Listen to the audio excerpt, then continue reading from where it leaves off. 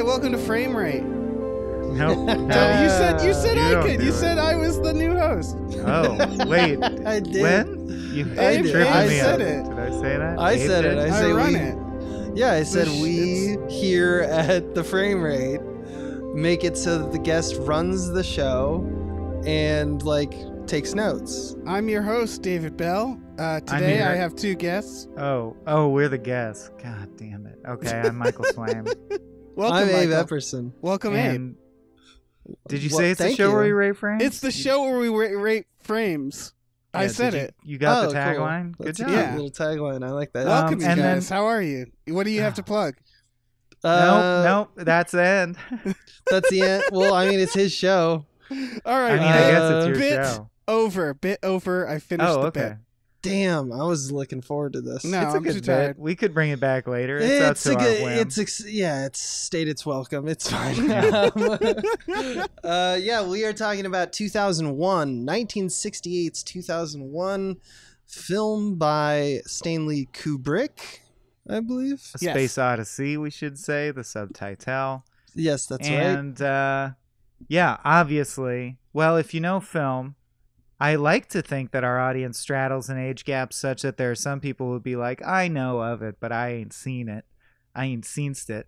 But if you're into film, obviously one of the big classic, like, much like the monolith from the film itself, people are like, oh yes, 2001, of course, I like that. Like, you're supposed to like it because Yeah. it's so good. It's also it's a movie that a lot of people know parts of, but I don't think a lot of people have sat Interesting. down and watched. Oh, and it's Um, artistic. It's one of the first mainstream movies. Well, we'll get into it. There's a lot of stuff to say about it. And there's a lot of stuff to say about Kubrick. There always is.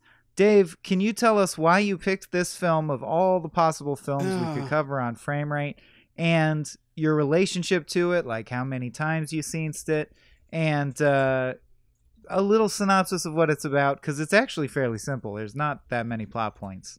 All right, we'll start with I guess what it's about. Can I go in a different order than you said? I was hoping you'd do all three parts simultaneously, but like a Tuvan throat singing thing. But yeah, you can go in reverse order. Okay. You're right. Synopsis. This Here is we a go. this is a fairly simple plot. It's about a species that at the beginning of their existence, they come upon a monolith, a mysterious monolith that, when touched, sparks evolution in them. They start learning how to use tools. The species is us. I guess I should point that We're out. treating it like a twist of some kind. No, I like but it. it is kind of how the movie runs. Yeah. And so we hard cut, match cut, is that what it's called? To a match cut. to Yeah, a spaceship. from the bone to a satellite, shape. a weapon satellite, It's showing actually that our a weapons have nuclear missile launcher. Yeah. In the we'll get into it. showing that our weapons have evolved from Yeah. bone to nuclear missile. Ooh. Where this dude whose name I forget, even though I've watched this movie a lot, Mhm. shows up. The names don't matter. He shows up at a space station. He's on his way to the moon. They've discovered something mysterious on the moon. He can't talk about it. A lot of just showing off space and effects.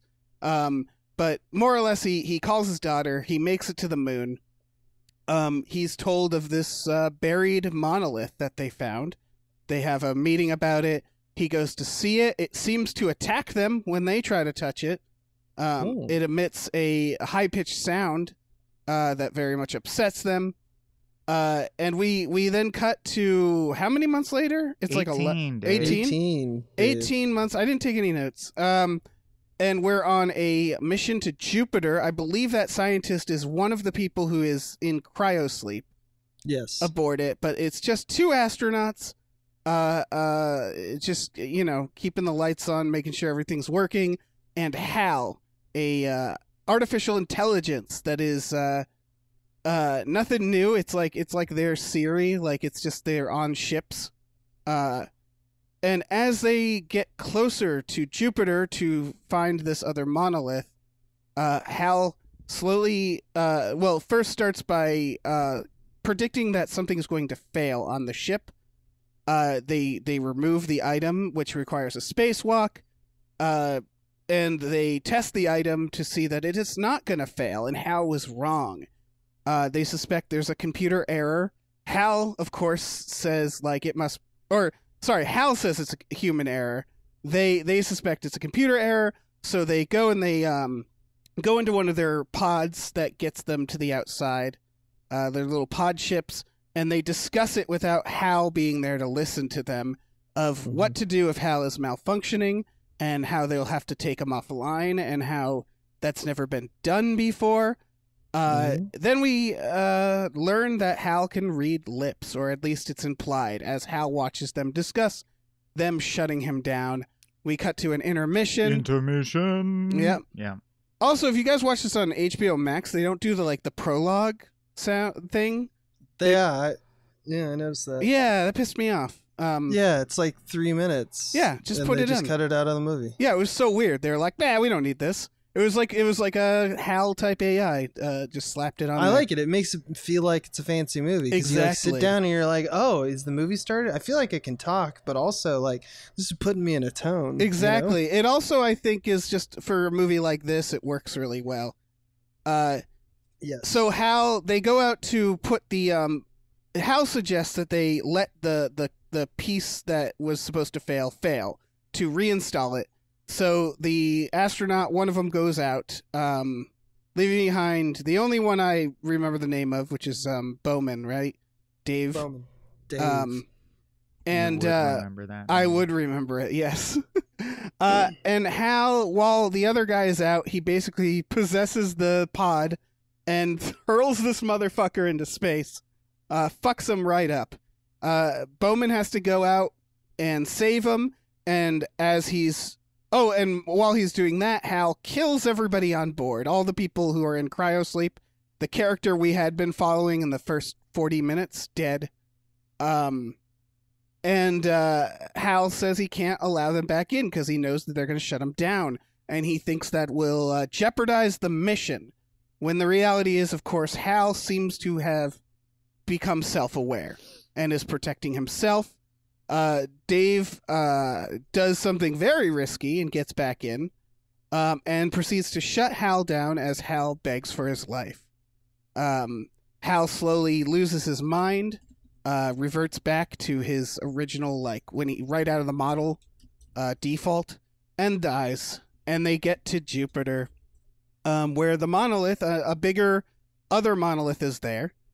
And upon reaching it, Dave goes out in his pod, in one of the little pods, and is then seemingly teleported through some sort of wormhole through and to distant planets, very alien planets, and a very intense experience for him. He is then locked away in what appears to be a zoo. It can be interpreted many ways, but it seems to be some sort of observation area that's designed to look like something familiar to humans, but isn't quite there. He starts experiencing time very differently. He sees himself slowly age from a third-person perspective until he's finally on his deathbed. He reaches out at the monolith that is now in the room with him, and some sort of process breaks him down, and he evolves, much like the monkeys at the beginning, into a giant fucking fetus over the earth, some mysterious next step in humanity, as he looks upon the planet. The Star Child. The Star Child, contemplates what's going to happen next. And the movie ends. Can I just... And I assume it was continued in 2010, a movie I did not see. There's a great trivia, just that... so this movie, considered such a classic now, got very much mixed reviews at the time. Yes. And wasn't necessarily a box office success until teens started going to it because they liked tripping on acid to watch the alien sequence. And that's amazing. But what's amazing to me is I had this experience with No Country, because No Country obviously does some things they're bold with. I think critics were savvy enough to jump on board and be like, no, it's artistic, we like it. But audiences, like at the end of No Country, which is now one of my favorite films of all time, when I saw it in theaters, people audibly went like, "What the fuck?" Yeah, What? yeah. You know what I mean? And This doesn't feel like a movie. I love this trivia that at the end of 2001, Rock Hudson, like one of the great dashing leading men of the previous generation, went, "Now what the hell was that about?" It did not do well. This movie did not do well. I always think of this movie as long, but it's actually not by today's standards. I'm like, here goes. I was like, Dave gave me a 3-hour homework assignment. I'm like, it's not even 2:30. Yeah. Oh my god. It was long, like it was considered long at one point. Because it's got meditative editing. The Yeah. slow Pacing pacing of the long. editing. Yeah. The story is not that long. What's interesting is, and thank you for that I do, recalling. just to quickly- I like the itemization and the atomic kind of approach to it. I think it's necessary. Just to quickly answer your question, I've watched this movie about 10 times. I've had this movie on like hundreds of times. And it's for what you're about to talk about, Abe, the meditative qualities of the film. Yeah, it's just like the music, the visuals, can we just get out right away? Like informed how we shot space for decades as well. Yes. The legendary status of this movie, I think the reason, if anyone doesn't get like, why does everyone like, I didn't care about 2001.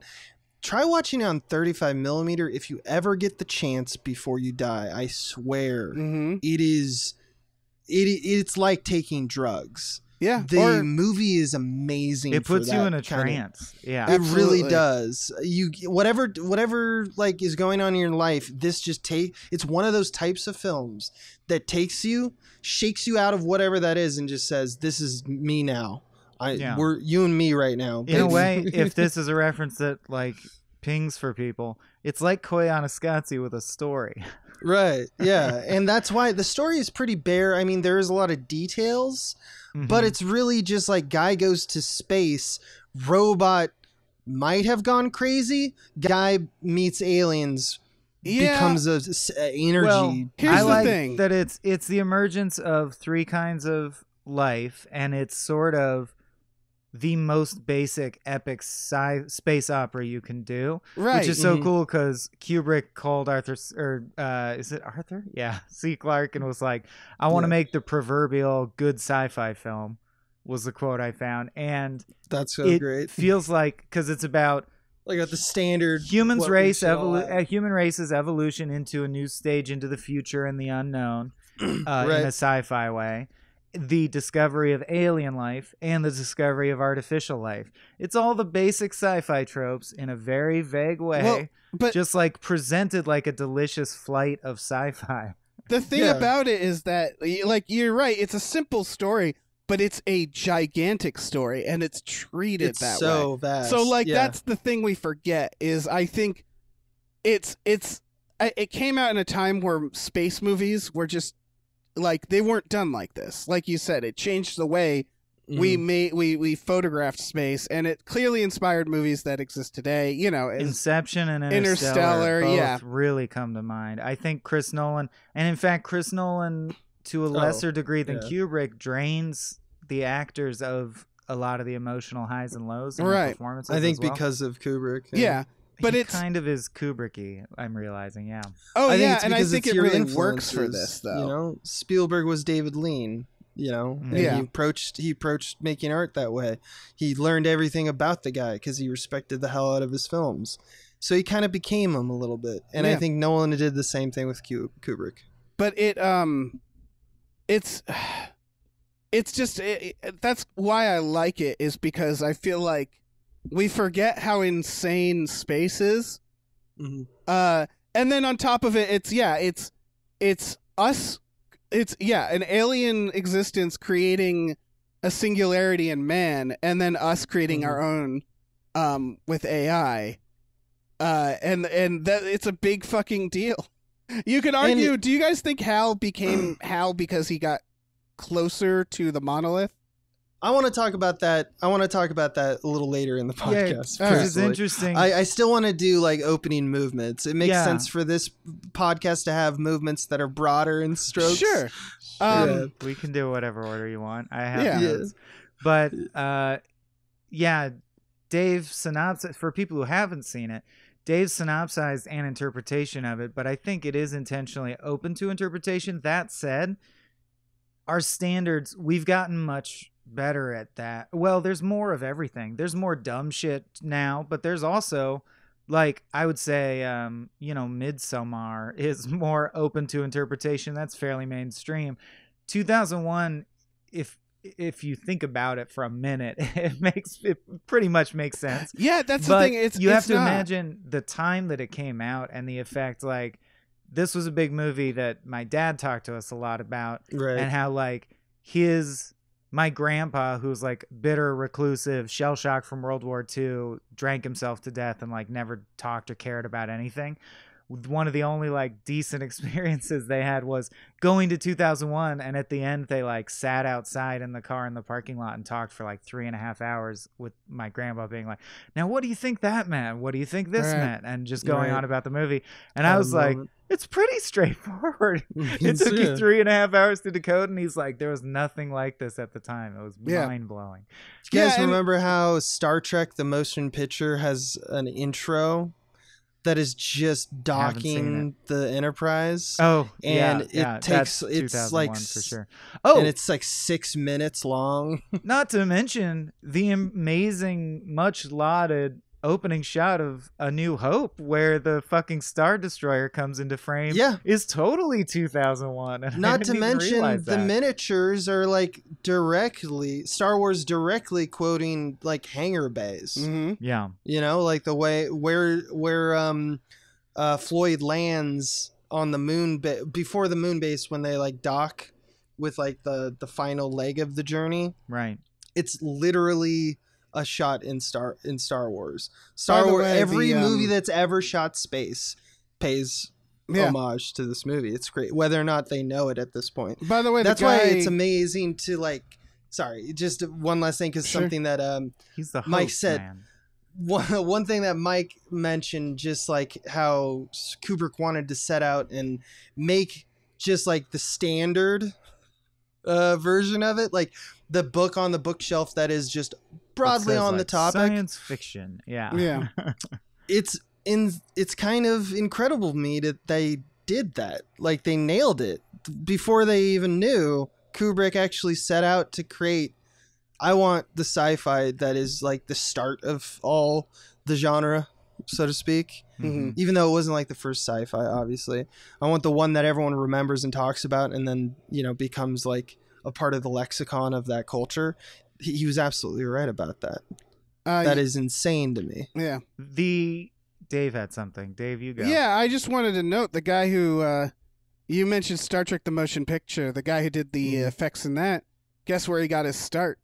It was 2001. Oh, you worked on this one? Douglas Trumbull. He also did the opening shot of Blade Runner.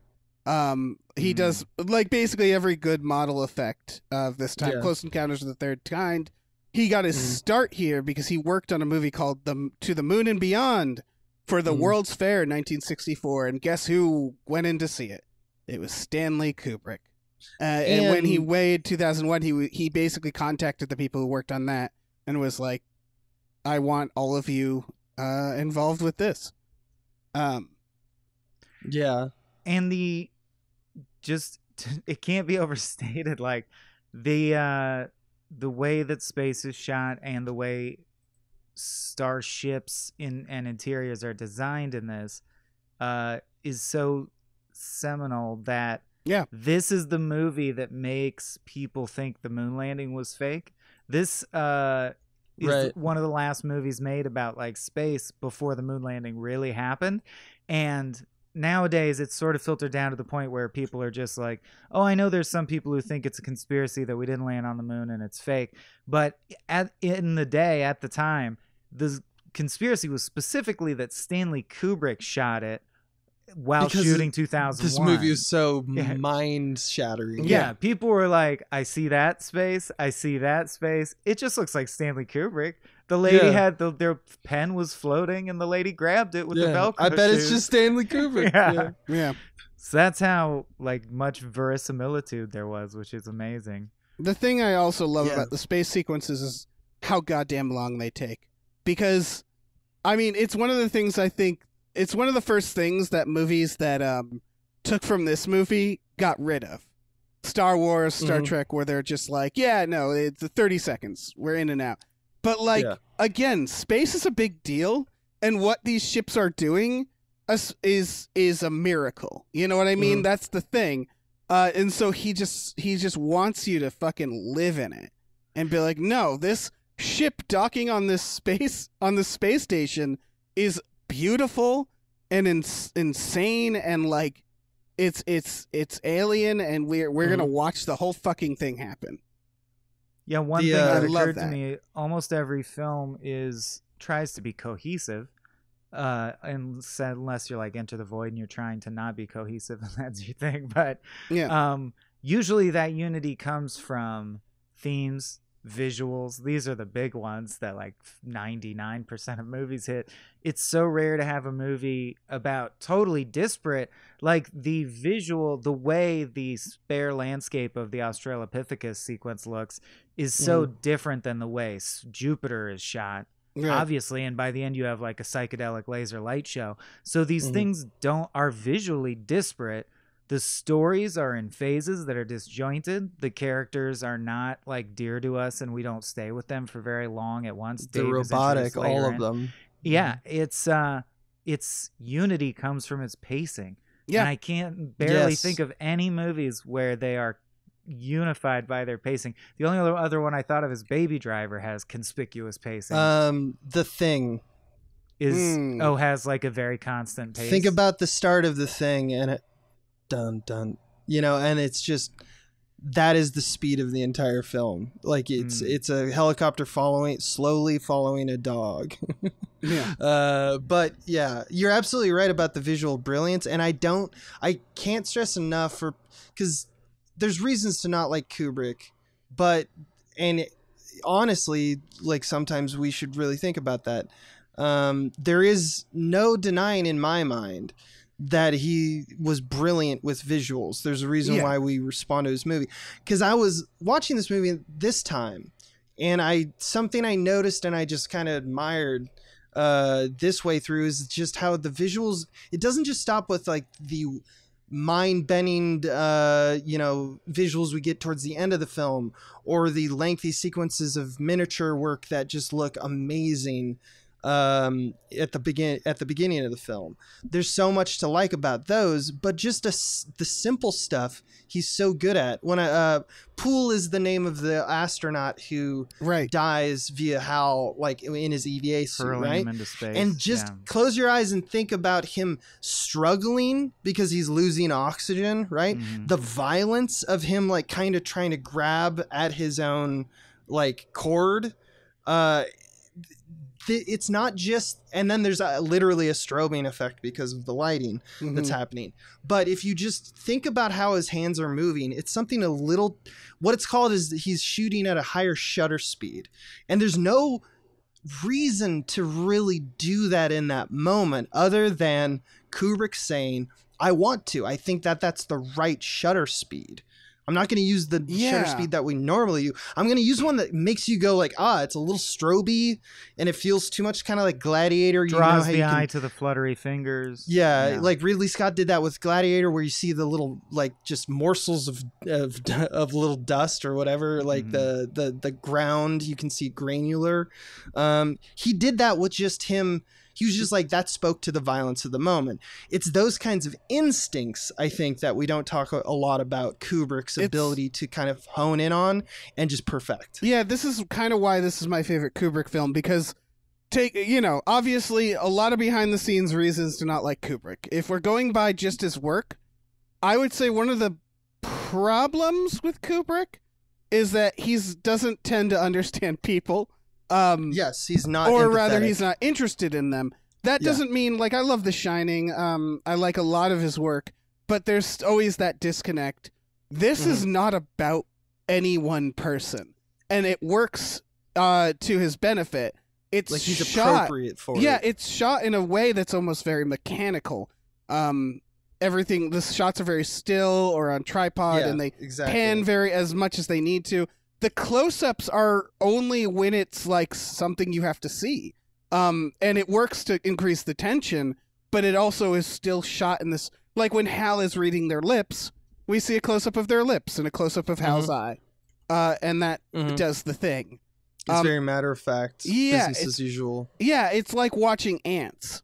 Or it's like watching a large, like, it's like the intro to something like Lord of the Rings, where it's like, and then this happened, and then this happened. And they don't really go into what the characters are feeling.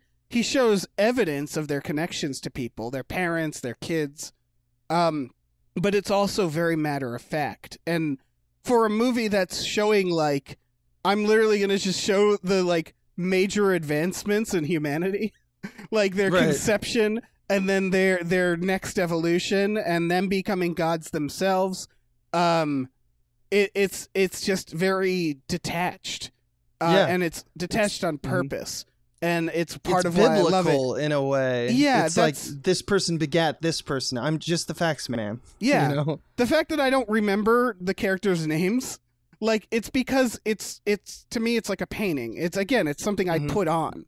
And I have on in my house while I'm doing something or walking around, because it's just this piece of moving art that's depicting a very simple story, but a very complex idea, or a very big idea. Are you guys ready to get into the kind of what it means stuff? Sure. Or do you think or do you want to keep talking about legacy and quality? To go into that, I do want to talk about that movie that I sent to you guys. Oh, right. Yeah, that's a good opportunity. Because I think that has to do with what it means. Oh, well, then Mike said he wanted to have more to say about other stuff, I think, right? Am I reading that wrong?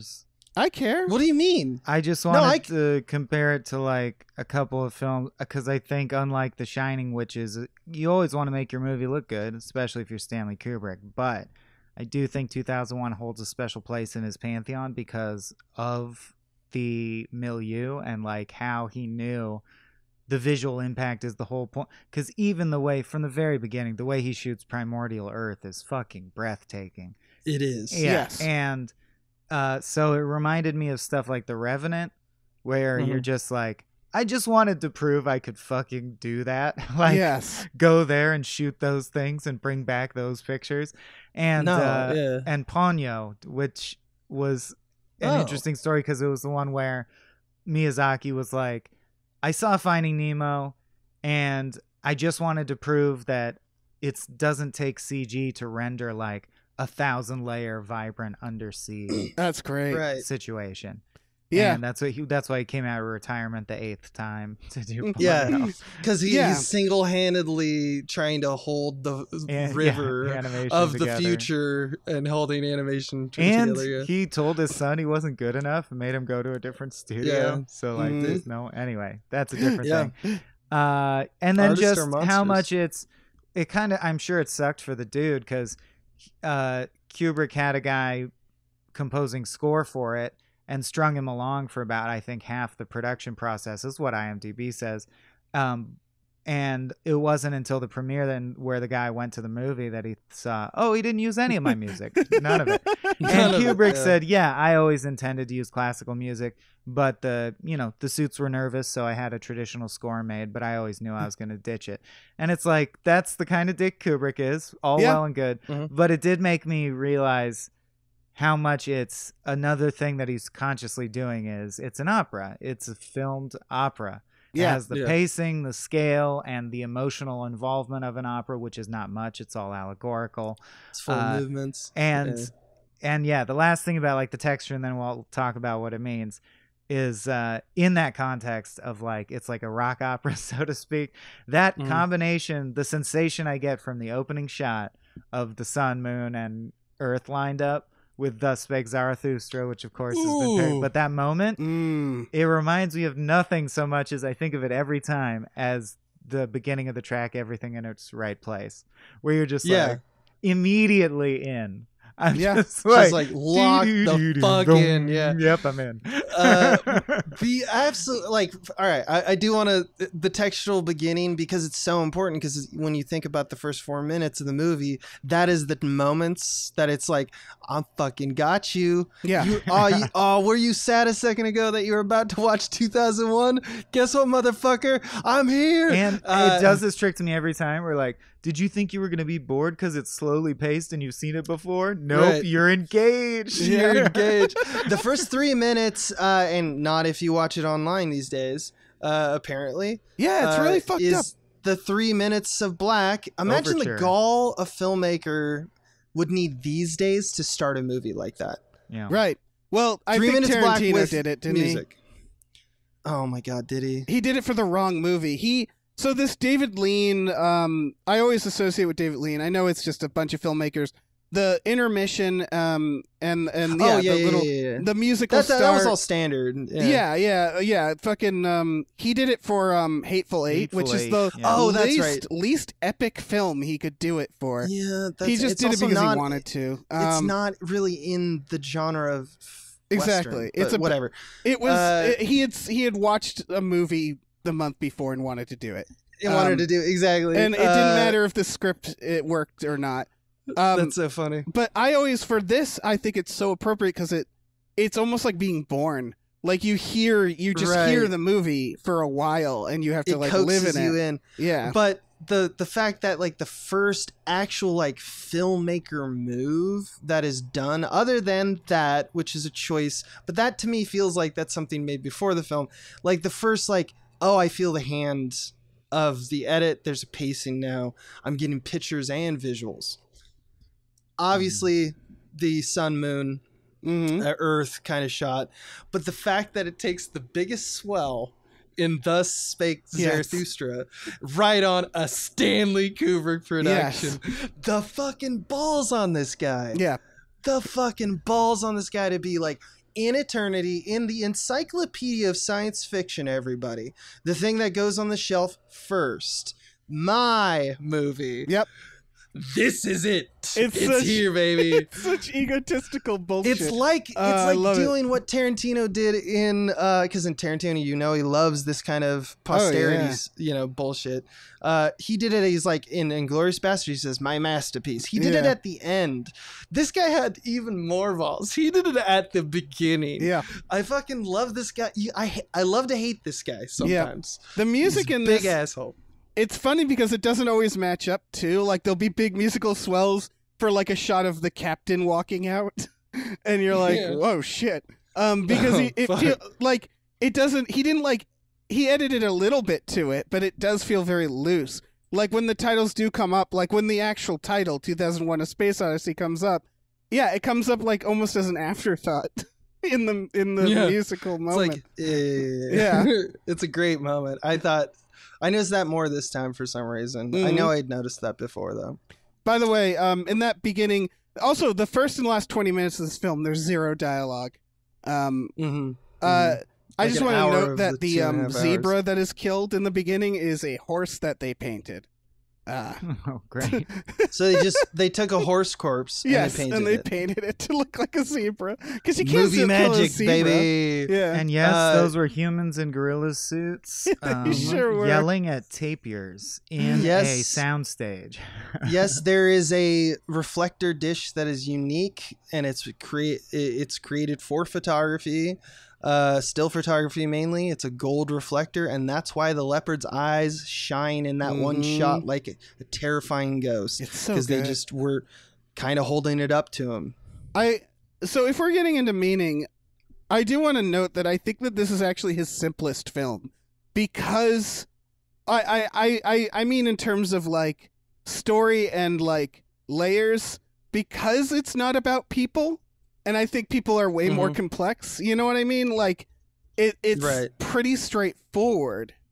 It's like saying there's an operation to the universe as opposed to saying, like, someone wants something or needs something. Yeah. Can I mention... Dave, in honor of us being together, I got to mention that it's essentially 3 TNG episodes. It's Emergence, where the ship becomes self-aware. That's true. meets the Royale, where there's a fabricated zoo-like terrarium for humans to live out their lives That's in. true. Oh, interesting. Meets I like the that. Chase, which is the one where it's revealed that How? aliens seeded us and have been guiding our progress this Oh, whole that's time. beautiful. It is. You smush them Oh. together. This is what you get. Can I talk about Universe? Sure. Yeah. No. Yeah. This is a 1960 Canadian short film that I was reading about that Kubrick saw it, and this and that World's Fair thing was the two things that inspired him to make this film. Abe, you watched this? I sent it to you guys. I actually watched it. Yeah. I didn't have time. Yeah. That the gives planets, us an organic reason for you to explain it. Yeah. It's basically an educational film about the universe. That's it. But Kubrick saw it and he was like, "What if this, but with better effects?" Mhm. And it goes into why I think this movie doesn't mean much, because it started from him like basically watching a couple things about space and being like, "That's so fucking cool. I want to do something about space." Right. But Mhm. Abe, did you find a lot of the shots extremely similar? Oh, absolutely. Yeah, There's like, I think if anything, it's a testament to the who directed this 1960 Yes. documentary. This person was fucking kicking on, like firing on all cylinders, man. Yes. There's a lot of like, especially asteroid stuff, but like there it's almost damning the presentational. Yes. It's like if Kubrick that ripped director this had off. no money and this is a documentary, the way in which the telescope is shot with all of its like odd kind of architecture that telescopes just have, the documentary director knew to be like, I got to use this shit. And the way you do it is it's very presentational and proscenium, so you get a lot of these wides that are like otherworldly, abstract in a strange like liminal way, and he embraced that for the documentary. And you see that in like Kubrick as a notion in over many of his films has that style to begin with. Yeah. He So likes he's like, abstracting forms that he sees This- through the lens. exactly. for So sure, he was yeah. like, he saw that, he's like, yeah, this guy speaks my This is my language. bag, baby. I'm gonna do what this guy's been doing, He does but the basically same, way better. yeah, he does the same musical with more money. cues. The meteors spinning by is almost an exact moment from 2001. Yeah. The planets aligning. Basically, if you had told me Kubrick made this at a younger age, I would Yeah, have been exactly. like, absolutely. With like no Um, budget, like some weird Kubrick Yeah. film that existed for So- no reason. Kubrick totally ripped this guy off. I should note, he asked the director of this to work on 2001. He Yeah, I would didn't say try to rip steal off it. He was is- like, "Can you work on this film?" And he couldn't. Like, And Yeah. sorry, not the rip- cherry on top is that it's narrated by Douglas Rain, who is the voice of Hal. Hmm? Yeah, So he knew he what he was even doing. pulled that. Yeah.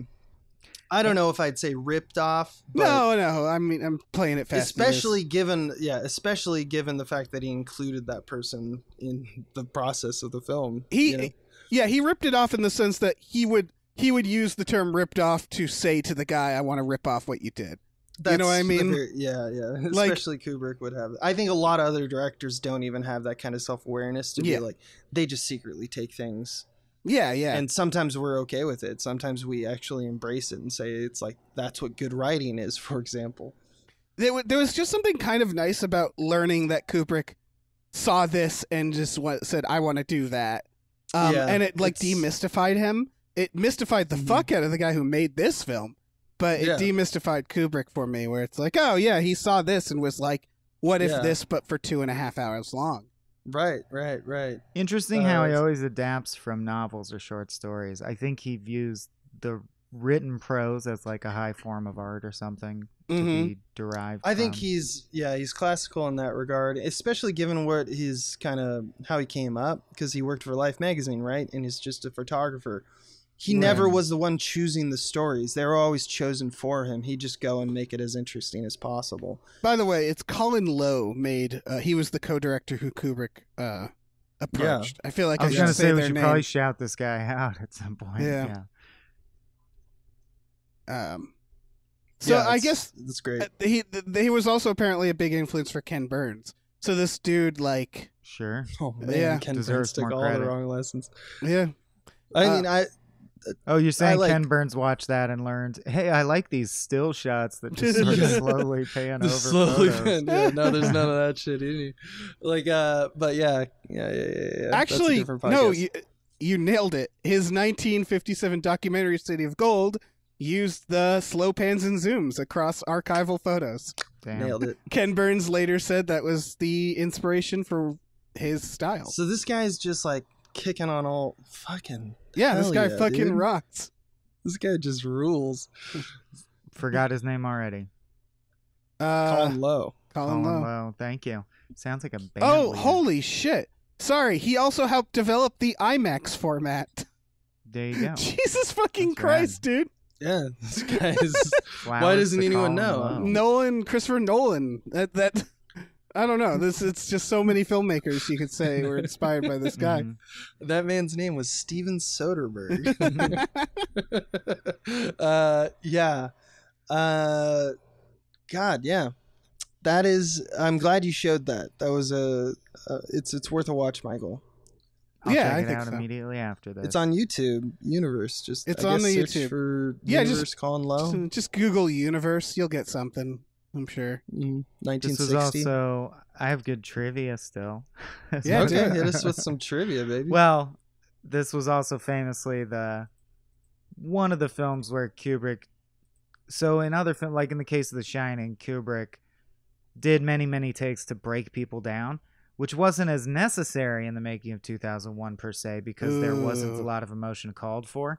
But they still did just as many takes because of how exacting they were about. Like, so in the terrarium scene, it took them a whole process of setting up a set, shooting, and then Kubrick deciding, I don't like it, before they settled on the lit floor thing, the glowing floor. Yeah. They completely shot it, that whole sequence, and then tore it all down and did it all a different way. Wow. Yep.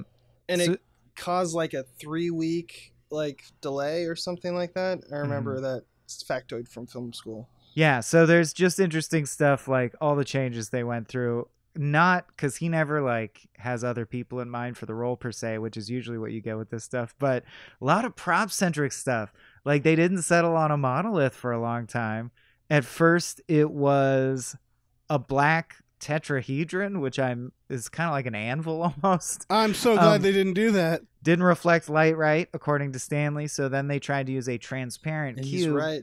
But that was too Yeah. difficult to light because it reflected and created, light inside itself and shit. Yeah, you don't see it as much as the things around it. Yeah. Then they did the big monolith, but out of like clear plastic lucite, like milky white, like a big That's- piano key. And yeah. then they did the black matte monolith. That's so funny because it's And the one of mat those is things. perfect. Yeah, it's one of those things where it's like It's obviously that was what it it's one of the needs most to be. iconic things on And you film can is that tell monolith. Kubrick Yeah. is right about how exacting he is, because there's that one shot of Floyd touching it, and it's like on the right side there's just a sliver of light where it cascades across just the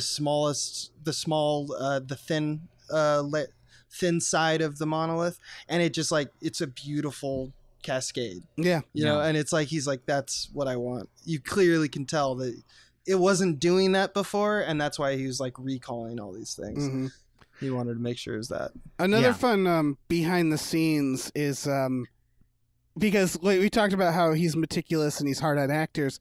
I know that he was literally the opposite for Douglas Rain, who he actually had him like put his feet up and like dress comfortably and be as comfortable and relaxed as possible for being Hal, because he thought that would make Hal creepier, and it does. Hal's voice he seems very T-1000. Yeah, dead Yeah. inside.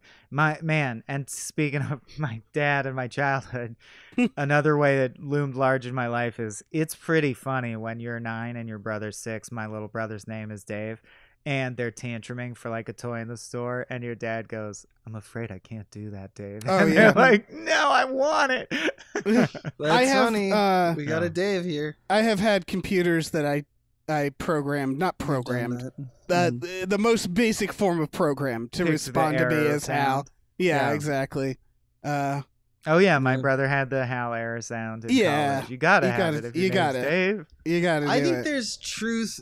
I think there's a lot of truth to the thing that you're saying though about like making him comfortable. Because Hal, I don't know for you guys, but he expresses more emotion, or it expresses more emotion in the movie than either the astronauts. Yeah.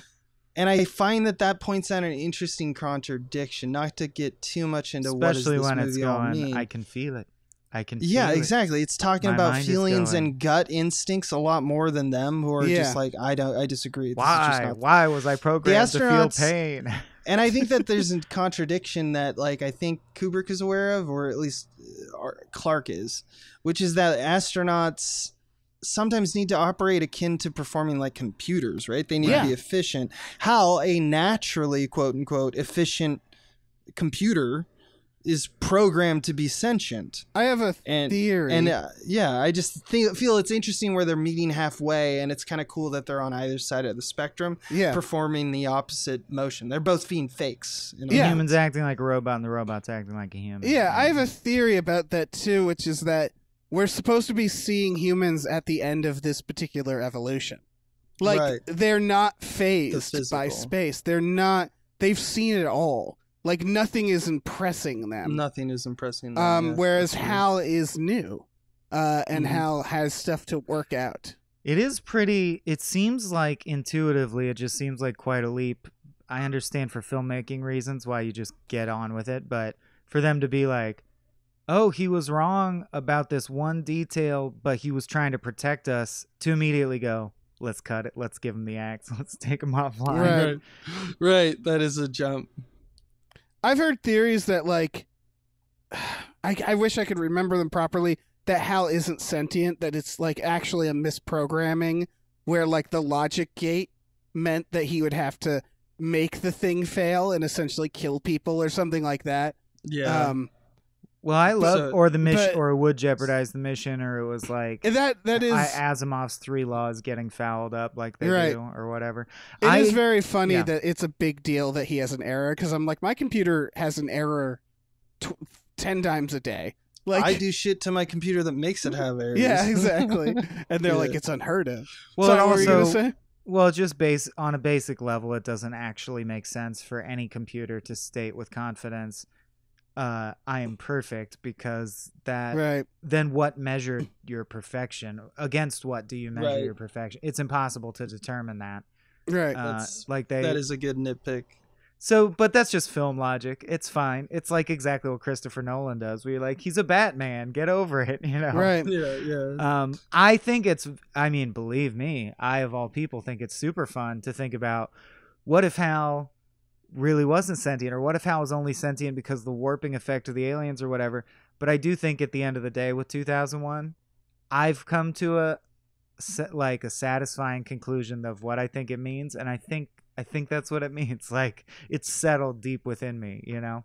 And Yeah. what really drove it home for me is something we touched on at the top, which was the shot that's the bone turning into, most people just assume, a spaceship. But in the script, it's clear that they're nuclear launch satellites. And if you look close enough, or if you get to see it on 35 millimeter, like Abe said, you can see the flags of like Russia, China, the UK, and the US on the 4 satellites. Right. So it, aside from just being like, oh, the bone to the nukes, weapon to weapon is cool. In the original, as scripted, an ending they didn't do, weirdly because he didn't want it to be so similar to Doctor Strangelove's ending.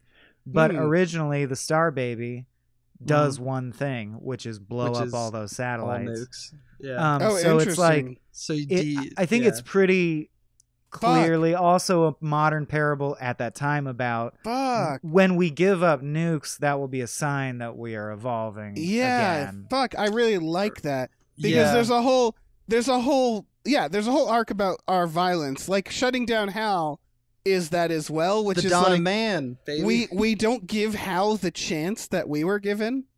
Like, we are the monolith. We are the advanced thing.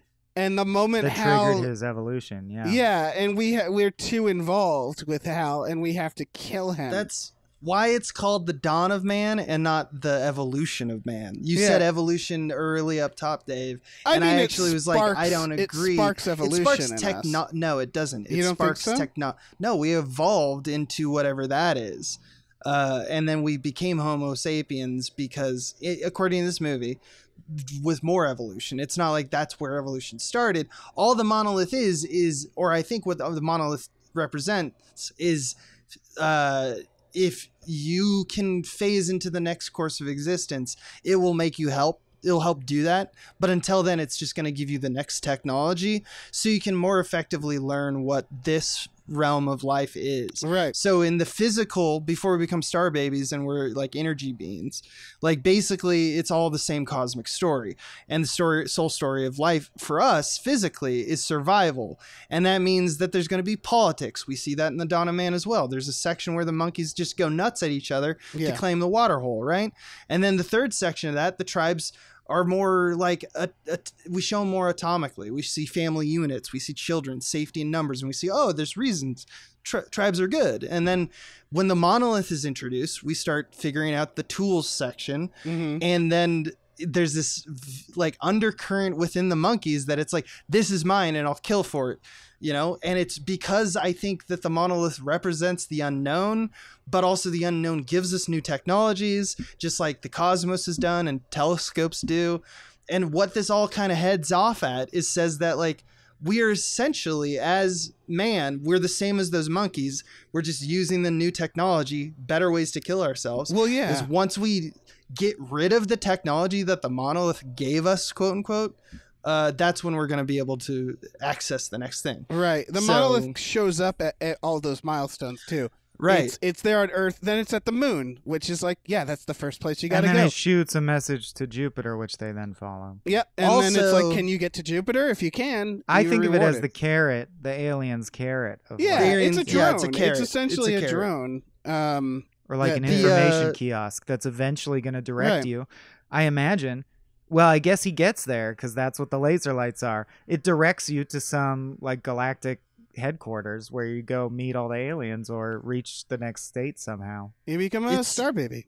But I do think they meant it as non-literal. They're just like, and then he goes to the place of light and he returns as a baby, which is the symbol for evolution. It's not literal. Visual metaphor. All right, here's the thing. For the longest time, I thought we're seeing when he's in the room, we're seeing him break down on a molecular level, like becoming the star baby, and this is psychologically what's happening. Oh, I thought he was just living out his life in that terrarium.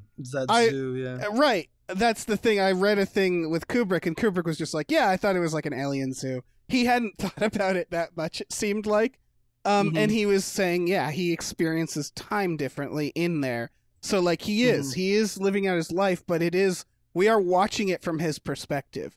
Because it comes down to and this is part of why I love this fucking movie, is that it understands that aliens would be terrifying and surreal. And time would be different, and everything would be different. And that's what they're showing in my head, which is like they're just showing that it's very intangible what he's going through.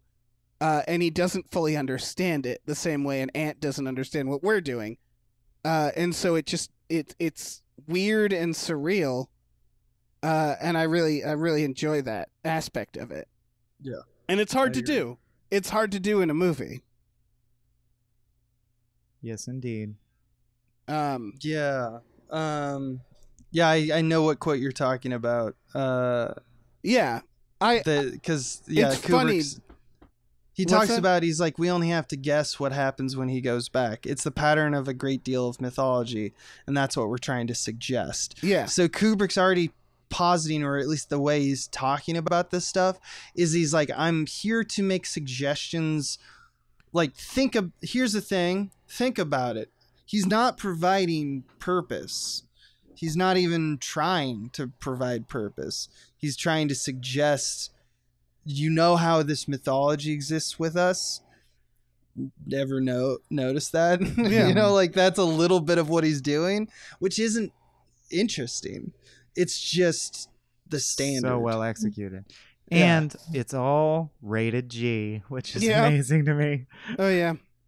Yeah, Also, anyone can watch this movie. Well, it does seem like, even though it is a treatise on violence, there's not a lot of horrible violence in it, like very little. It's all done cutting out the violence. Yeah. That's what's interesting. But I just feel like people trying to do epic today always have to include, and people die horribly. That makes it important. Yeah. Right. It's amazing that he feel managed it- to pull it off with just like, history. People die, then the next thing happens. The monkey bonked the other monkey, and it made a funny sound. Astronaut lose air. You Yeah. know? Mhm. But there's legitimate, like, the shots of the mouths when Hal is listening and the shot of Hal listening. So good. That was one of the first things that when I watched this movie and I knew I wanted to be a filmmaker, I took that section and I dissected it as much as I could because it just captivates me. Yeah. It's so horrifying. Well, yeah, and it's like, can you itemize why? I feel like I can now because Kubrick's so good at that. He's so good at, like, it works this way. This is the right way you edit things. Yeah. It's the perfect before the intermission. Because, the first time I watched it and they did those shots and then intermission, you're like, oh, fuck. Mhm. Also, brilliantly spoofed in Mystery Science Theater, in the last Joel episode, Gypsy is They're listening. is watching the two mad scientists talk about it, and they do the shot of the eye and then their lips, and it's panning back and forth. It doesn't get spoofed that much, is my point. Has it's anyone nice when ever it actually done is. the Hal eye intercut back and forth with Cameron from Ferris Bueller's Day Off in the museum? It's just Both No, looking at each maybe. other closer and closer. That Someone would be should do great. that. Also, this inspired the movie Mission to Mars because Brian De Palma Sure. does the centrifuge, which is so cool in this. The building a giant rotating set.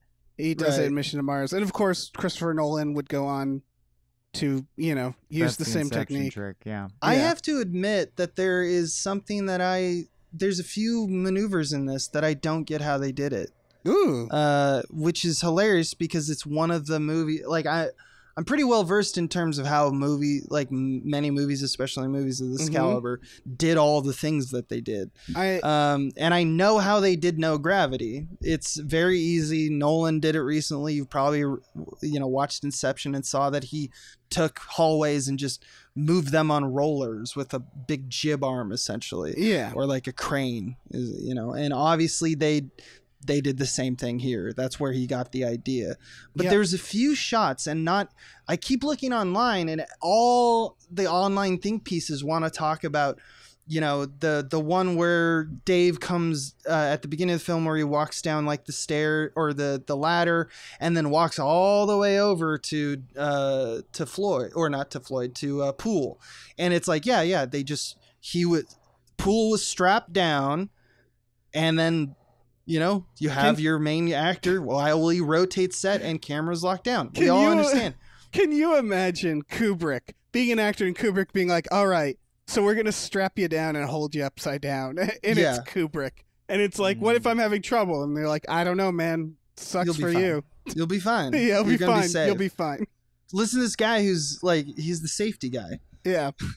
He The says pen it's safe. floating was, of course, a pane of glass. That was very simple. All that stuff, I don't give a fuck What's the about. stuff that you're confused about?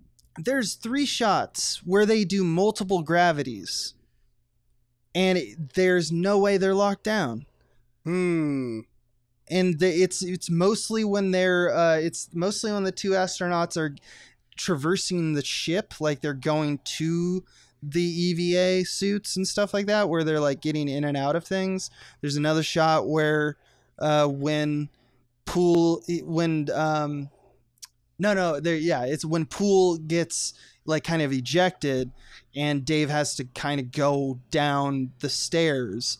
You can tell that it would just be a weird move for, like, that wouldn't be like a roller. It's not a rotational thing. Right. It's like it has to flip really quickly, which I feel like I would see in his hair, because it would be an abrupt, like, 90-degree topple over as opposed to a cylinder, like, rotating. I just don't know, and I can't find it on the internet. I'll try to find out the particular shots. I would love to know the shots. I kind of want to do some see if- sleuthing. and Yeah. maybe it's like a mind puzzle where it's like, 'Cause- oh, if you did yeah. that and that and that. Where Here's yeah. what I think. Here's what I think is for two of the shots that I'm thinking of is that there's a lot of matte work in this and compositing, meaning they cut holes inside of frames, like green screen essentially. That would be is- awesome. And then they just are showing us two different shots that are worked together. And the actors were never in the same space, even though they feel like they're interacting, they're not really touching. So Right. that's the only way I can think of it. I love the stuff he does with the centrifuge and like just like parts where he leans into it or he doesn't, because it's just a circling room, and sometimes he'll shoot it to show the room rotating around him. And that's giving it away. Other times, he locks down the camera and rotates the camera too, and he just mixes it up constantly in those sequences so that it like kind of like it like I feel like if you saw it at the time and you hadn't thought about it right away, it would take people a second, or people might not even know how he did it because he just keeps showing it from these interesting angles that throws you off. He wasn't the first to do it though. In 1951, there's a Fred Astaire film. Oh, yeah. Royal Wedding. Yeah, for sure. But this is the first time it's shown, like, I don't know, like in space. The first time it's used to show zero gravity or altered gravity. Or, altered and again, gravity, I guess. it's been since used, that centrifuge idea, like, it's been since used in a bunch of things. I assume it came from science. Like, I assume it came from someone who was like, yeah, it would probably have to be like this. And then we've since just kept doing it. Because, like, have you... Besides someone saying, computer, turn on the artificial gravity, have you seen any other version of artificial gravity other than this? Other than this? No, it's and like Solaris does a little bit of this too. Yeah. I mean, the movie Gravity. But doesn't does Gravity have doesn't like have gravity. applied gravity? It She's doesn't in have space gravity. at the beginning. That definitely has zero G effects shots. I guess I don't understand the question. Oh no, what I'm saying is whenever gravity Computer. is simulated in a spaceship, it's only done by a centrifuge, like swinging them around so fast. Well, I think that's there's the only way you could do it. Yeah. Yeah, I guess it is. It's either that or when a movie just says we have artificial gravity and they don't explain why. Or the only other technique, though it's not a story, is the vomit comet, as famously used in Apollo 13. Oh yeah, but that's for the opposite. That's for just making it look zero gravity, but yeah. I guess the Velcro shoes, which are, in my opinion, the dumbest part of this movie. Oh, the Pan Am. Yes, like, all the stuff. That's where he really missed the mark. Where he's like, and it'll be Pan Am, and it'll be like flying on a plane. SpaceX. And I don't know about that, Dave. I think you really missed the mark. I think that is who. I think time will tell if he's hit the mark. Yeah, I don't think it'll ever look. Well, it looks like a fucking '60s airline. Well, that's but their hat is an orb. It's the idea of a corporation that's a corporation is doing the this. broad idea it's for all sure. It's just that thing of like if you're trying to predict the future and you're not in the future, there's always going to be things that seem silly. You know, like their computers are silly. Although one of them is holding an iPad at one point. It's pretty dope. Yeah, that's great. Drinking scotch at the spaceport terminal. Oh yeah, the Hilton, Space Hilton. Oh yeah, and a phone booth. Having to use a phone booth in space. It was like, come on, call Stanley Kubrick's daughter, who plays the daughter. That's true. She is not a good child actress. He made her do 5,000 takes. He ground her into dust. Yeah.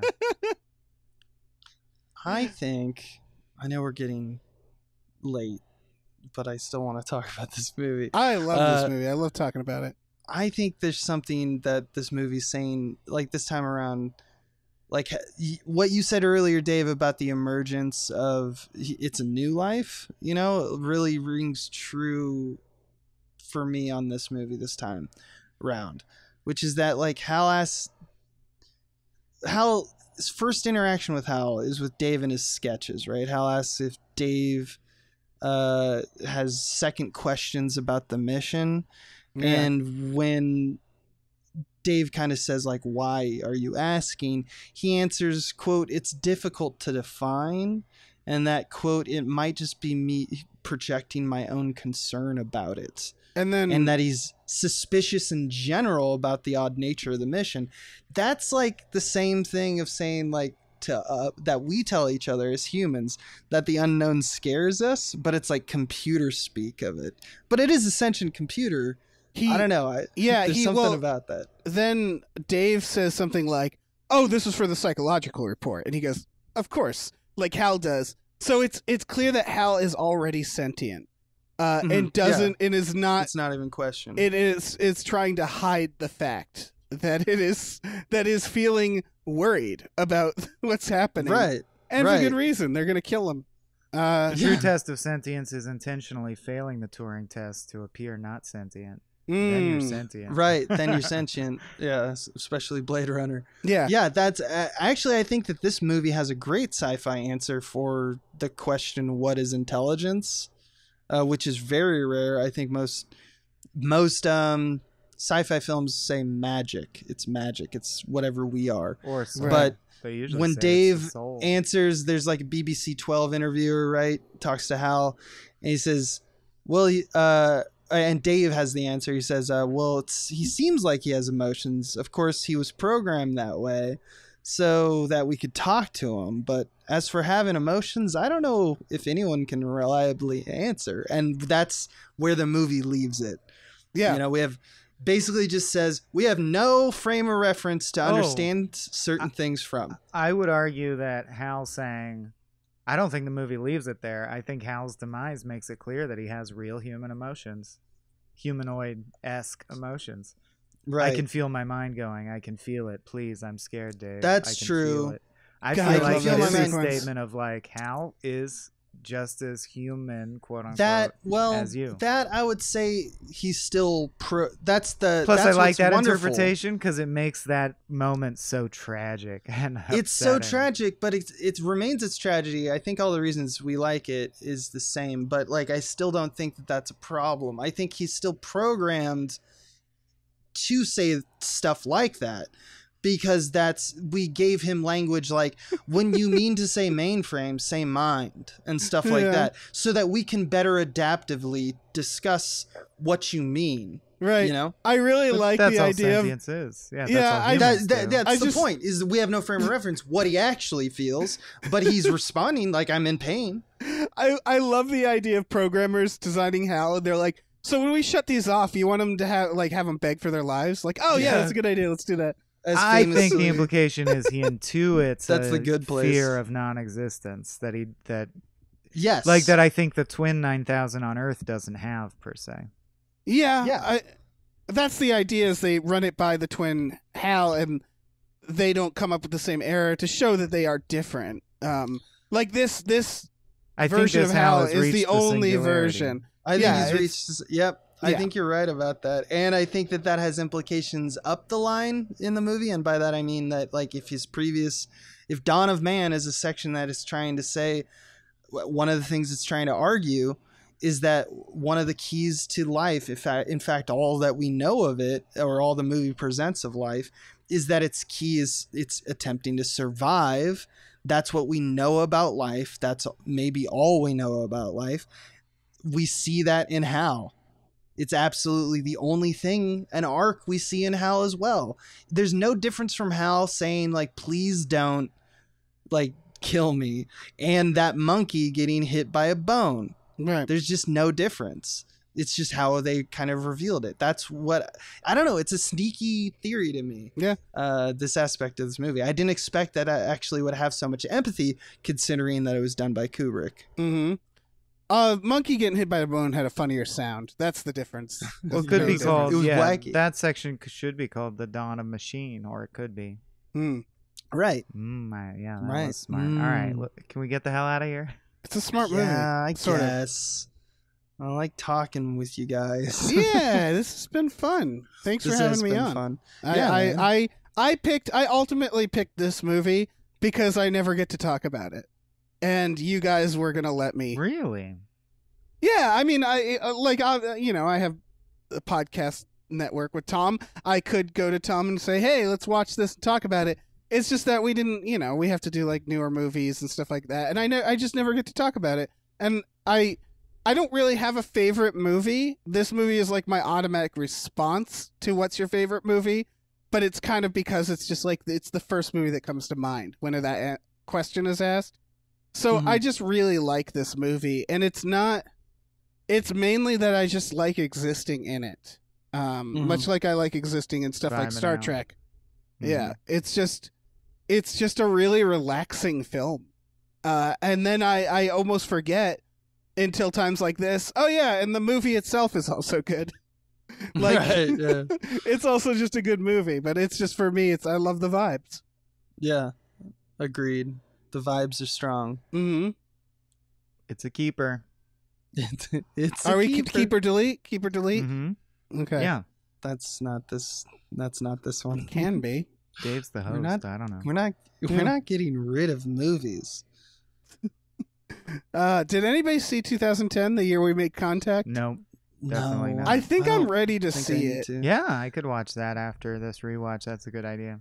It's not gonna bother me. It's right. It's not Kubrick. It's Peter Hyams, who I believe directed Time Cop, right? Yeah, Time Cop, and the Musketeer. Yeah, That's who they gave. That's who they gave the follow-up to. They're like, so who wants to follow up with Kubrick? And of course, this jackass is like, I'll do it. Fuck it. That's he so also directed funny. Stay Tuned. Yeah, that's so funny. Yeah, and it's got Roy Scheider in it, right? So it's like, that's got to be somewhat good. Yeah, it's got It's got John Lithgow. Holy shit! It's got John Lithgow and Helen Mirren in it, and Bob Balaban. Holy shit! This all matters. Man, what if it's better? What if it's better? What if it's better? What if it's better? All right. Let's push the ejection button here. Thank you, everyone, for listening. Bye. Goodbye. Where can people find you, Dave? Oh, hello. Yeah, shit. Hello. I'm on Twitter at Movie Hooligan. Me and Tom Ryman have a podcast network, Gamefully Unemployed. Go to patreon.com/gamefullyunemployed.com. There's some exclusive podcasts on there, including one we do with the Beans called Star Trek: The Next Futurama. Okay, that's it. Bye. Bye. Bye. This has been a Small Beans endeavor. We're a bunch of pals who make podcasts, sketches, music, web series, and movies. The Beans always have new ideas percolating, so make sure to check us out at patreon.com/smallbeans. That's patreon.com/smallbeans, where you can browse all of our current and past content, see what we've got planned in the future, and learn how your support can help the Small Beans grow into huge, giant monster beans. If you enjoyed this content module, please like, rate, subscribe, or tell a friend about us. We love you.